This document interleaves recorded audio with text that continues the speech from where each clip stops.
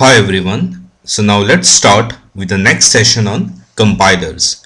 So in the previous session of mine, I was explaining to you all about different control flow expressions for the Boolean expressions. So these are the different control flow representations for the Boolean expressions.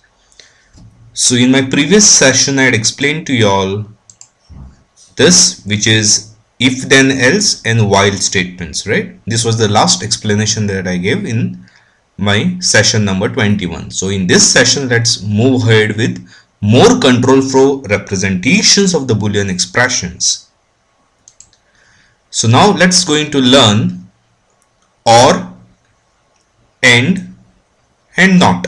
So let's learn the control flow representations for these three Boolean constructs. So let's start with or. E1 or E2 is being reduced to an expression E. So now first we evaluate code for E1. If E1 is true, then directly E is true, right? This is a normal logic in any programming language. If E1 is true, directly E is true. Hence, if the code for E1 evaluates to be true, then directly we say E is true. If code for E1 is false, then we go and check whether E2 is true, right? So if code for E1 is false, we go and check whether E2 is true. If E2 is true, then E is true. If E2 is also false, then we go to E dot false. Correct? So if E1 is true, we say E is true. If E1 is false, we go ahead and check whether E2 is true. If E2 is true, we make E is true. And if E2 is also false, we make E as false. Correct? So if E1 is true, we directly make E is true. If E1 is false, we go ahead and check whether E2 is true. If E2 is true, great, E is true. If E2 is also false, we make E as false. And after we come to a block, when E is true, we directly move out of this block because this is a block for E dot false. So if E is true, we directly move ahead to the next statement after E dot false. So this is the control flow representation for OR. Now let's discuss the control flow representation for AND. So let's discuss first how the AND operates. If E1 is true and E2 is true, only then we say that E is true, right? So if E1 is true, then we go and check whether E2 is true. If both of them are true, then only I say E is true. But if E1 is false, we directly come here saying E is false. Or if E2 is false, we directly come here and say E is false. So even if one of them is false, we say E is false. And after E is true, again I skip this block because this block is for E dot false. Next is not. We evaluate the code for E1, and if it is false, we say E is true, and if it is true, we say E is false, because not is a negation for whatever is the result of E1, right? So if E1 is false, we say E is true, and if E1 is true, we say E is false. Simple, right? Now let's move on to the next concept. To manipulate the list of quadruples. By now we already know what is a quadruple, right? So now to manipulate the list of quadruples, we use three functions. What are those three functions?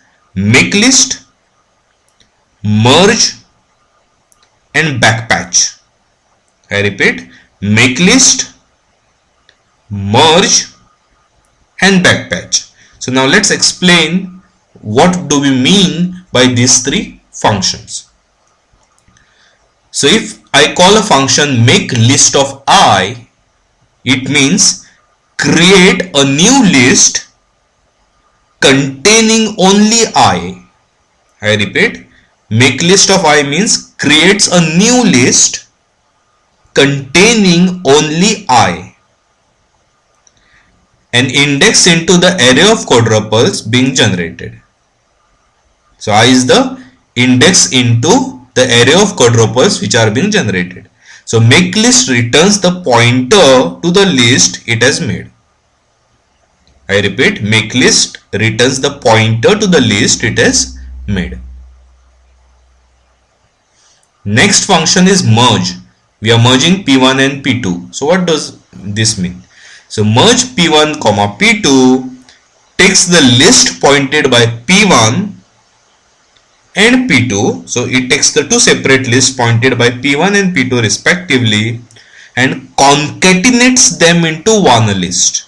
So it takes two lists, one pointed by P1, second pointed by P2. It concatenates both this list into one list and returns a pointer to the concatenated list.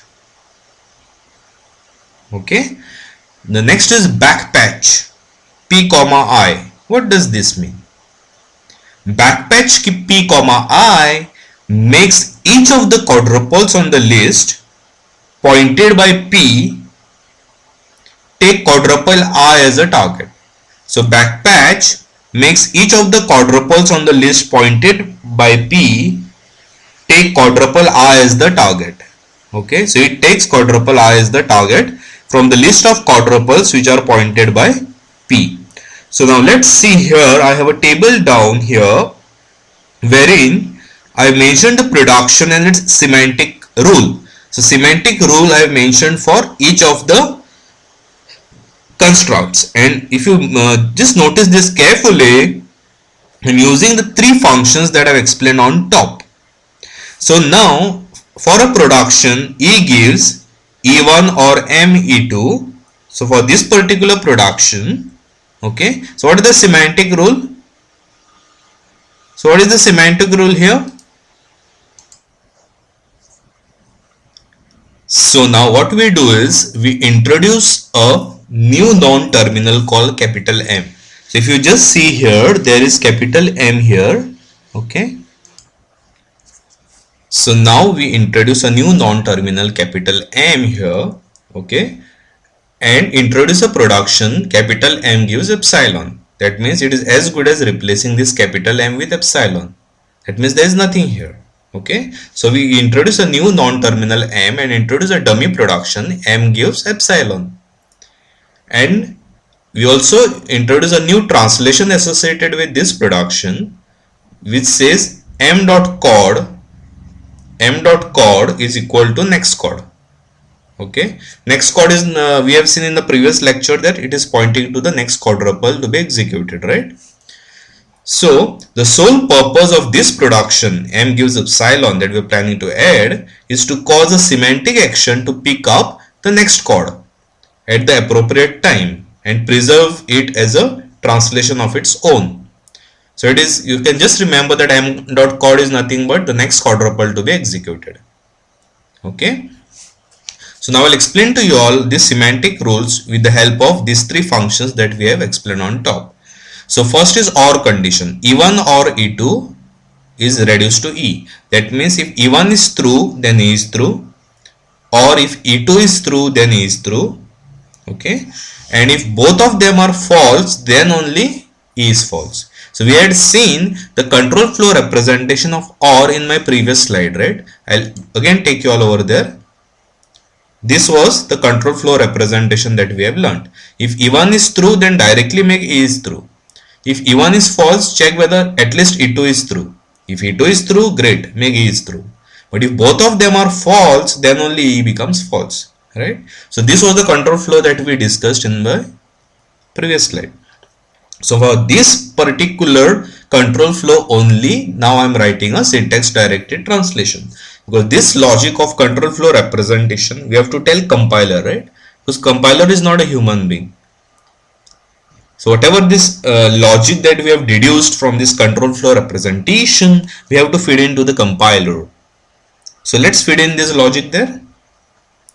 It says if E1 is false, then go to next chord. If E1 is false, go to next quadruple. Simple. If E1 is false, go to next quadruple. So So if back patch is go to that particular quadruple, right? So if E1 is false, go to next chord. If E1 is not false, E1 is true, then what? If E1 is true, then you make E is true. Similarly, if E2 is true, you make E is true. So if one of them is true, you make A is true. So I have to combine those lists. I have to make a union of those lists. So which is the function to be used for making union? Merge. That's why I'm calling merge E1 dot through E2 dot through. So E1 dot through whatever the list of quadruples are plus whatever the quadruples are for E2 dot through, I'm merging both those quadruples, okay, and I'm assigning them to E dot through, okay. And if E2 is also false, if E1 is false, I go to the next quadruple, right? If E1 is false, I go to the next quadruple. And if E2 is also false, what do I do? E is false. So if E2 is false, I make E as false. Simple. Now I'll explain to you all the AND condition. For AND condition, if E1 is true and E2 is true, then only E is true. And if one of them is false, I make E as false. So let's take you all to the diagram. I evaluate the code for E1. If it is false, I directly make E as false. If E1 is true, I check whether E2 is true. If E2 is true, then only I make E dot true, else it becomes E dot false. So from the explanation of OR condition, can you all tell me what will be the syntax directed translation here? If E1 is true, I have to go to next quadruple. So if E1 is true, I have to go to next quadruple. That's why I use backpatch. If E2 is also true, only when E1 is true, I go to E2, right? If E1 is true, then only I go to E2. So if E2 is also true, that means E is true, right? And if one of them is false, I make E as false. That's why I merge both these lists. So merge E1 false, E2 false, and assign the union of that to E dot false. Okay. For not condition, if E1 is false, E is true. If E1 is true, E is false. It's exactly the opposite. It's very simple. For bracketed, whatever is the result of E1, assign it to E as it is. So if E1 is true, make E true, and if E1 is false, make E false. And what is this? E gives ID. For E gives ID, okay, if this ID evaluates to be true, you make it true. Otherwise, go to the next statement after that and make it false. So if ID dot place go to a particular destination, else directly go to a particular destination. Okay. So next is the relational operator. So before explaining to you all the relational operator, this is that production I mentioned. Introduce a production, M gives epsilon, and M dot chord is next chord. Okay. So I'll first explain to you all these examples, and then we'll come to relational operator semantic rule. It will help us learn better. Okay. So what is this expression? If P is less than Q, or R is less than S, and T is less than U. So remember that AND is having higher precedence over OR. Right? AND is having higher precedence over OR. So this is combined or evaluated first. R is less than S and T is less than U. So this is one sub expression, and the result of that is ORed with result of P less than Q. Right? So R is less than S and T is less than U. This is combined into one, and P is less than Q is combined into another group. So this or this, because AND is having higher precedence, so AND evaluates first. Okay. So suppose the current quadruple is pointing to 100. So what am I doing? If P is less than Q is true, that means we have got the result. Because what are the sub expressions here? One sub expression is this. This entire thing is one sub expression, because AND is having higher precedence over OR. Since AND is having higher precedence, it is constructed first. So R is less than S and T is less than U. So this becomes my one sub expression, and this becomes my second sub expression. So if P is less than Q is true, what are these two sub expressions connected with? OR. right? These two sub expressions are connected with OR. So if P is less than Q is true, then you directly go to the destination, because I am done with the entire sub expression. This is one sub expression, this is entire thing is second sub expression. So if this sub expression evaluates to be true, then go to final destination wherever we are supposed to reach. So if P is less than Q is true, go to underscore because it's a final destination. I don't know where exactly it is. Okay. So if P is less than Q is true, go to final destination. If this is false, then since this is a OR condition, I go to this sub expression.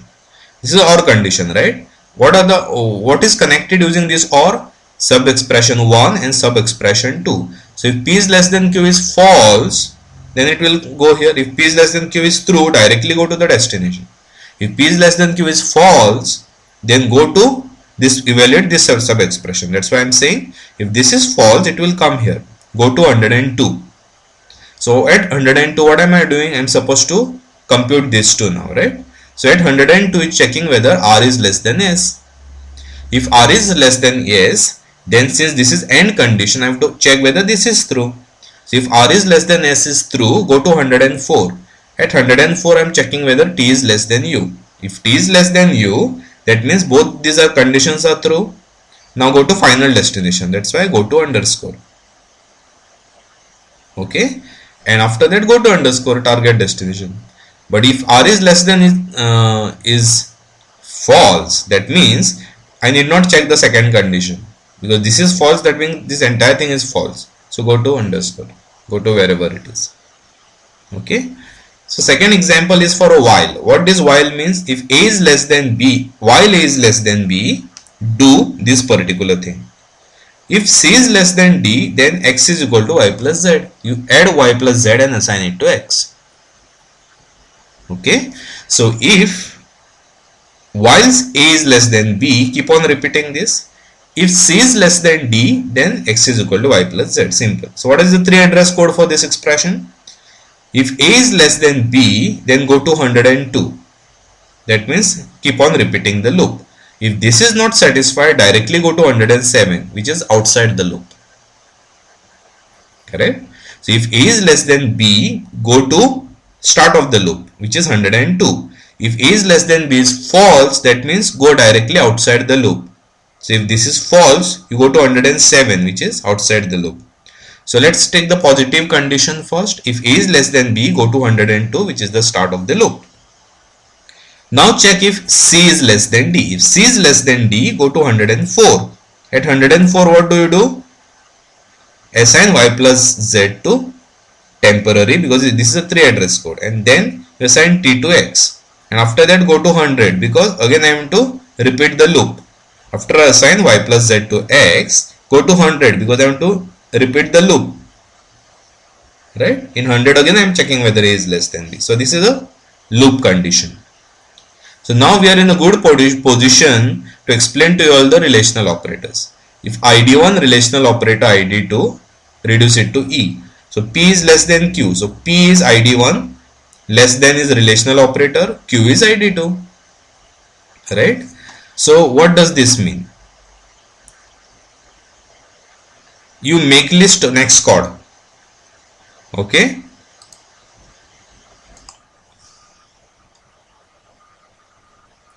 So if this relational operation is true, then we are supposed to go to next quadruple to execute. If this relational operator is false, then we have to go one statement after the next quadruple. Right? So if this is true, you go to final destination, else we skip and go to the next guy. So if E is true, go to the next one. If it is false, skip the next one and go to next. So if id1 dot place, meaning the actual value of id1, relational operator id2 dot place means actual value of id2, then go to final destination, else you go to some point. Okay. Now let's take an example of an array. Let A be an 10 by 20 array. It has 10 rows and 20 columns. And let's consider that number of bytes per single word is 4. Meaning one word is made up of 4 bytes. And let's consider an array of 10 rows and 20 columns. So for this particular assignment statement, a of y comma z, what it means? Go to yth row and zth column. So a of yth row and zth column, assign it to x. So how to convert this into 3 address code? So following is the translation. You multiply y into 20. You multiply, because this, even though this is a two-dimensional array, internally it is saved as contiguous locations in one dimension, right? So you multiply y into 20, put it into t1, then whatever is the value of y into 20, to that you add it to z, because see how it is saved. Now there are 10 rows and there are 20 columns. So first row with 20 columns will be saved continuously. To that we will append the second row of 20 columns. To that we will append third row of 20 columns. To that we will append fourth row of 20 columns. To that we will append fifth row of 20 columns, and it will keep on going. That means first 20 columns will be used by the first row, next 20 columns will be used by the second row, and so on. That's why I want to access y of z, right? So y is the row, so those many locations have to skip first. That's why I'm multiplying y with 20. So I'll skip and reach that particular row. After that I'm adding z to it, because I want zth column in that row. Okay, so I'll get t1. So what will be t1? I have reached that location now. I multiplied y with 20, so that I have reached to the start of that particular row. To that I am adding z. So now I have reached that particular location. So that is in t1. So then I'm taking base address of a minus 84. Okay.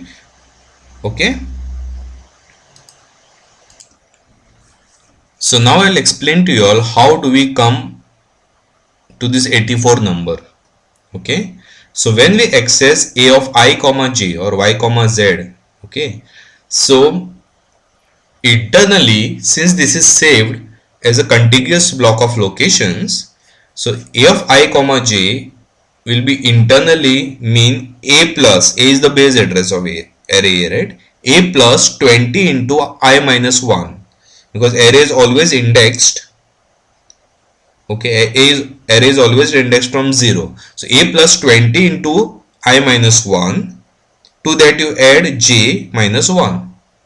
It will give you a of I comma j. And if you do normal mathematics of this particular expression, a plus 20 into I minus 1 plus j minus 1, that expression you can convert it into a minus 21 plus 20 into I plus j, right? If you convert the expression a plus 20 into I minus 1 plus j minus 1, it will get converted to a minus 21. To that you add 20 into I plus j. So now here, since the bytes per word is 4, 21 I have multiplied with 4. So it is a minus 84.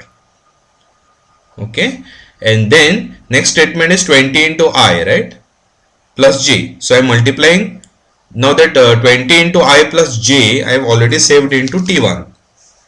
So suppose let's consider this is I comma j. So 20 into I plus j I am already saved into t1. So t1 I can directly multiply with 4 because it is 4 bytes per word. So I have this entire expression. Now I access it directly. T2 of t3. T2 will give you address. T3 will give you that offset. So this will give you t4. Now what? T4 is the actual value now at that location. Assign it to x. Simple.